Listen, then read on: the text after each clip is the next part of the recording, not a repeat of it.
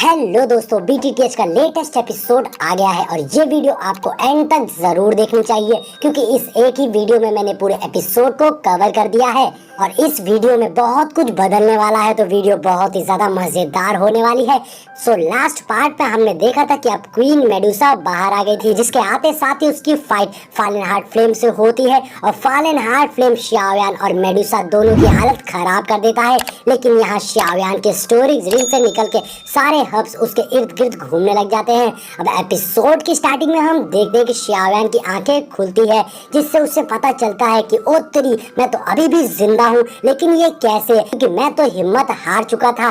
तभी हम xiaoyan के पास उसके कुछ सामान को बिखरा हुआ देखते हैं जो कि उसके स्टोरेज रिंग से बाहर आ गए थे। तभी xiaoyan महसूस करता है कि ये क्या, मेरी बॉडी में तो मुझे डाउ की महसूस ही नहीं हो रही है, मेरी मेरिडियन में भी मुझे डाउ की पावर्स नहीं महसूस हो रही है। ऐसा कैसे हो सकता है? अचानक से मेरी बॉडी से सारी डाउ की कहाँ चली गई? क्या एक बार फिर से मैंने अपनी सारी शक्तियों को खो दिया है? अगर ऐसा हुआ तो मेरा तो सारा भौकाल ही खत्म हो जाएगा। तभी xiaoyan अपनी सारी पावर्स को ब्लास्ट करते हुए चेक करता है उसकी पावर्स को अचानक से क्या हो गया। तभी xiaoyan के पीछे डाउ की विंग्स निकल आते हैं, जिससे देखकर तो xiaoyan की खुशी के ठिकाना नहीं था, क्योंकि xiaoyan समझ गया था कि अब तो वो डाउइंग लेवल पर पहुंच गया है। अब आएगा ना मजा बिड़ू। अब तो मैं और मेरे मास्टर मिलके बवाल मचाने वाले हैं और सबको धूल चटा देंगे। लेकिन तभी xiaoyan की नजर उसके रिंग पर पड़ती है, जिसे देखकर xiaoyan समझ जाता है उसकी जान क्यों बच गई, क्योंकि उसके स्टोरेज रिंग से निकल के सारे हब्स और पिल आपस में रिफाइन हो गए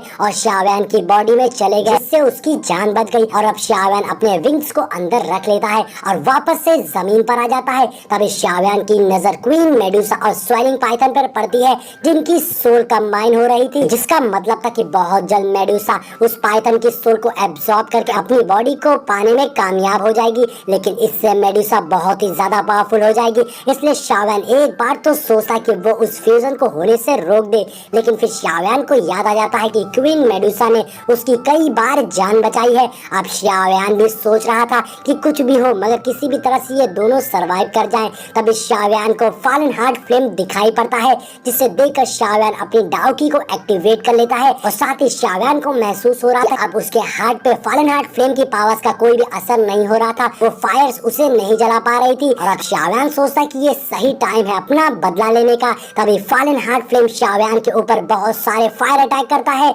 जिससे डिफेंस करने के लिए xiaoyan भी अपने हाथों में ग्रीन फायर को एक्टिवेट करके उसके सारे अटैक को डिस्ट्रॉय कर दे रहा था। अब फालन हार्ट फ्लेम xiaoyan को बिल्कुल भी नुकसान नहीं पहुंचा पा रहा था। लेकिन यहाँ xiaoyan जब अपने हाथों में ग्रीन फायर को देखता है तो उसे समझ में नहीं आ रहा था कि आखिर ये कैसी पावर्स है। लेकिन ये जो भी है, आज फालन हार्ट फ्लेम से मुकाबला करने में ये मेरी बहुत मदद करने वाली है। और अब xiaoyan ये सोच ही रहा था, उतने में दूसरी ओर से फालन हार्ट फ्लेम xiaoyan के ऊपर हमला कर देता है, जिसे xiaoyan अपने ग्रीन फायर से बहुत आसानी से रोक रहा था। तभी xiaoyan की नजर फालन हार्ट फ्लेम की ओरिजिनल बॉडी पर पड़ती है, जिसे देखकर xiaoyan कहता है ये इस बीस्ट की रियल बॉडी है और अगर मैंने इसे कैच कर लिया तो मैं इसे रिफाइन कर सकता हूँ। जिसके बाद xiaoyan पूरी ताकत से फालन हार्ट फ्लेम के पीछे पड़ जाता है। अब फालन हार्ट फ्लेम की रियल बॉडी xiaoyan से दूर भाग रही थी। फालन हार्ट फ्लेम अपनी पूरी ताकत लगाकर भाग रहा था, मगर xiaoyan की स्पीड बहुत ही ज्यादा थी और फाइनली xiaoyan फालन हार्ट फ्लेम को पकड़ लेता है। तभी xiaoyan की नजर क्वीन मेडुसा पर पड़ती है, जो अपनी बॉडी पर पूरी तरीके से कंट्रोल पाने वाली थी। और अगर ऐसा हुआ तो मेडुसा डाउजिंग लेवल की सुपर पावर होगी। जिसके बाद xiaoyan कहता है अब टाइम आ गया है दो फ्लेम्स को एक साथ रिफाइन करने का। xiaoyan मास्टर से कहता है ब्लेस करिएगा कि मैं इसमें सक्सेसफुल हो जाऊं। जिसके बाद xiaoyan फॉरेन फायर को ग्रीन फायर के साथ में कंबाइन करना शुरू कर देता है, जिससे हम xiaoyan की बॉडी में फॉरेन फायर का भयानक विस्फोट देखते हैं। अब वहीं दूसरी ओर हम आइस एम्परर को मिस याफी के साथ देखते हैं, जहां याफी और आइस एम्परर xiaoyan के बारे में सोचकर परेशान हो रहे थे। आइस एम्परर कहते हैं xiaoyan 3 सालों से गामा एम्पायर नहीं आया है, न जाने वो कैसी हालत में होगा। जिस पर मिस याफी कहती है आइस एम्परर फिक्र मत करिए xiaoyan, बिल्कुल ठीक ठाक होगा। आइस एम्पर कहते हैं शाओडिंग का पूरा ध्यान रखा जाए, उसे किसी भी चीज की जरूरत हो तो उसे जरूर दे। तभी याफी बताती है कि युनलैन क्लैन को श्याओ फैमिली से कुछ चाहिए, जिसके लेने के लिए वो श्याओ फैमिली के पीछे पड़ी हुई है। अब वो लोग भी सोचने लगते कि वो क्या हो सकता है। अब वो दोनों इसी तरीके से श्याओ फैमिली और युनलैन क्लैन के बीच के तनाव की बात कर रहे थे।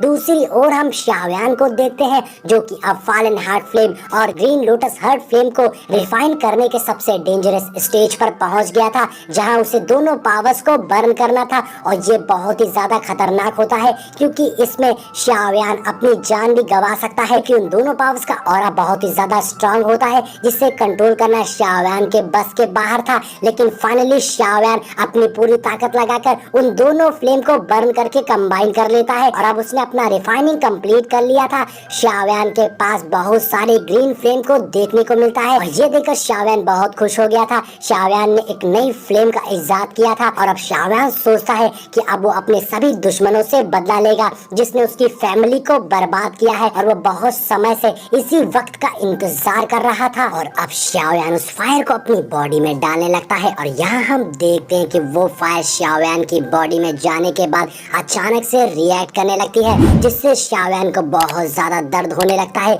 शाओयान को समझ में नहीं आ रहा था कि ये क्या हो रहा है। शाओयान कहता है, क्या ये दो डिफरेंट फायर के फ्यूजन का रिजल्ट है? शाओयान की बॉडी में हम देखते हैं डिफरेंट फायर के ऊपर एक और फायर आ गई थी, जो कि एविल फायर थी, और उसी के असर से शाओयान को इतना ज्यादा दर्द हो रहा था। और अब शाओयान को याद आता है कि मास्टर ने उसे बताया था, जब डिफरेंट फायर का फ्यूजन होता है तो उसमें कुछ प्रॉब्लम होती है। क्या ये वही एविल फायर तो नहीं है? और अब हम देखते हैं कि शाओयान की बॉडी से निकलकर वो एविल फायर चारों ओर फैलने लगती है, और अभी भी शाओयान को बहुत ज्यादा तकलीफ हो रही थी। वहीं हम क्वीन मेडुसा को देखते हैं, जिसमें एक एनर्जी आती है और फिर वो नीचे आ जाती है। अब यहाँ हम देखते हैं क्वीन मेडुसा की बॉडी से जबरदस्त एनर्जी रिलीज हो रही थी।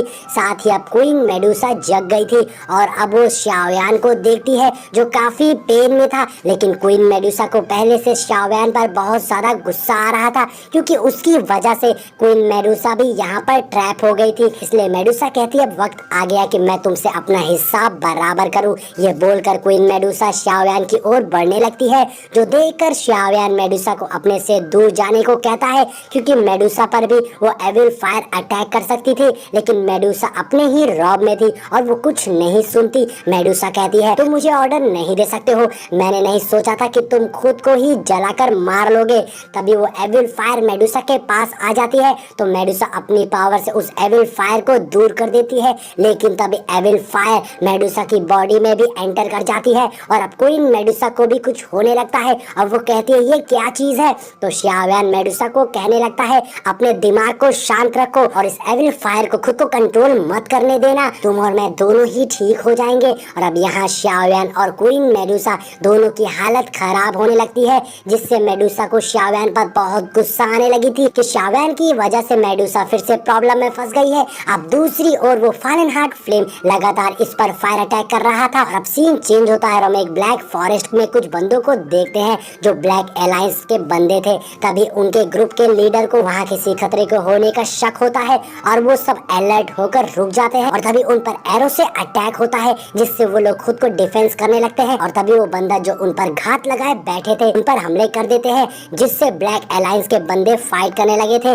अब ब्लैक अलायंस के ग्रुप का लीडर कहता है, तुम लोग ब्लैक अलायंस के बंदों को टच करने की हिम्मत कर रहे हो, क्या तुम सब मरना चाहते हो? तभी एक बंदा अपनी लाइटनिंग स्पीड से तेजी से उस लीडर की ओर आकर उस पर अपनी स्पीयर से पावरफुल अटैक करता है, और अब उन दोनों में फाइट होने लगती है। लेकिन वो बंदा उस लीडर को पीट कर पीछे फेंक देता है। अब यहाँ हम देखते हैं कि वो अटैकर ब्लैक अलायंस के सारे बंदों को मार डालते हैं। इधर वो लीडर अभी भी कह रहा था कि ब्लैक अलायंस तुम्हें नहीं छोड़ेगा, लेकिन वो बंदा कुछ नहीं सुनता और तेजी से उस लीडर पर अटैक करके उसे मार डाला। जिसके बाद वो बंदा कहता है, शाओयान फिक्र मत करना, मैं कब से ही ऐसे बुरी तरीके से जी रहा हूँ, लेकिन मैं उन सबको जहन्नुम में भेज दूंगा। और अब सीन चेंज होता है और हम पकड़म पकड़ाई देखते हैं। दरअसल क्वीन मेडुसा शाओयान के पीछे पड़ी होती है उसे मारने के लिए, और शाओयान उड़ते हुए भाग रहा था। शाओयान कहता है, अरे मेरी बात तो सुनो। लेकिन क्वीन मेडुसा बहुत गुस्से में थी और वो कहती है, जब मैं अपनी स्ट्रेंथ वापस पा जाऊंगी तो मैं जो सबसे पहला काम करूंगी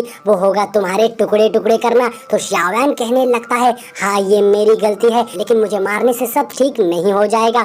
और वैसे भी ये सिर्फ मेरी लाइफ नहीं है, मुझे अभी बहुत से अधूरे काम करने हैं। लेकिन अगर तुम चाहो तो मैं सारे ब्लेम अपने सर ले सकता हूँ। लेकिन मेडुसा शाओयान की बकवास सुनने को तैयार नहीं थी और वो तो शाओयान की जान लेने पर पड़ी हुई थी। और शाओयान किसी तरह से उड़ते हुए भागकर अपनी जान बचा रहा था। लेकिन तभी शाओयान मेडुसा को कहता है, तुम थोड़ी देर शांत हो जाओ। क्या तुम सारी जिंदगी यहीं ट्रैप में फंसी रहना चाहती हूँ? तुम अकेले अपनी पावर से इस सील को नहीं तोड़ सकती, लेकिन अगर हम मिलकर काम करेंगे तो इस सील को ब्रेक करना आसान होगा। और अब मेडुसा भी शांत होकर रुक जाती है, क्योंकि उसके पास और कोई रास्ता नहीं था, उससे भी वहां से बाहर निकलना था। लेकिन मेडुसा अपने मन में कहती है, एक बार मैं यहाँ से बाहर निकल जाऊं, फिर मैं तुमसे अपना सारा हिसाब बराबर करूंगी, तुम्हें इसकी कीमत चुकानी पड़ेगी। अब नेक्स्ट सीन में हम इनर कोर्टयार्ड का सीन देखते हैं, जहाँ शाओयूर आई होती है, जो कि शाओयान के लिए बहुत दुखी थी। और वो जियान से पूछती है कि क्या सच में शाओयान अब जिंदा नहीं है, जिस पर जियान कहती है, फॉलन हार्ट फ्लेम के निकलने के बाद शाओयान के बचने के चांसेस बहुत कम है। जिस पर शाओयूर कहती है, पता नहीं मुझे क्यों ऐसा लग रहा है कि कुछ बड़ा होने वाला है। वहीं वुहाओ कहता है, अच्छा हुआ यहाँ पर शूनर नहीं है। तभी वहाँ सारे एल्डर्स आते हैं, जो कह रहे थे कि टावर को ओपन किया जा रहा है ताकि स्टूडेंट दोबारा से कल्टीवेशन कर सके। और हाँ, याद रहे, कोई भी यहाँ फाइट नहीं करेगा, नहीं तो उसे हफ्ते भर के लिए बैन कर दिया जाएगा। एल्डर बोल ही रहे थे कि तभी टावर में जबरदस्त हलचल होने लगती है और डोर ओपन हो जाता है। एल्डर समझ गए थे कि ये जरूर फॉलन हार्ट फ्लेम का खतरा है, शायद ये फिर से एक्सप्लोड होने वाली है, इसलिए वो सारे स्टूडेंट को वहाँ से जाने को कहते हैं। इधर शाओयूर वहीं रुकी होती है तो जियान उसे वहाँ से चलने को कहती है। लेकिन तभी शाओयूर को टावर के ऊपर कुछ दिखता है और वो सब बहुत ही हैरानी से देखते हैं। टावर से बहुत सारी फायर निकल रही थी और उसी फायर के बीच में खड़ा होता है हमारा हीरो शाओयान, जो कि फाइनली अब बाहर आ गया था। और इसी के साथ में हमारा ये इंटरेस्टिंग सा एपिसोड यहीं पर एंड हो जाता है। दोस्तों, इस सीरीज का अगला एपिसोड अब संडे को अपलोड होगा और अगर आपको इस सीरीज का ट्रेलर एक्सप्लेनेशन देखना है तो कमेंट करके बता दीजिएगा। मेजोरिटी में कमेंट आएंगे तभी ट्रेलर एक्सप्लेन होगा। दोस्तों, मिलते हैं नेक्स्ट वीडियो में।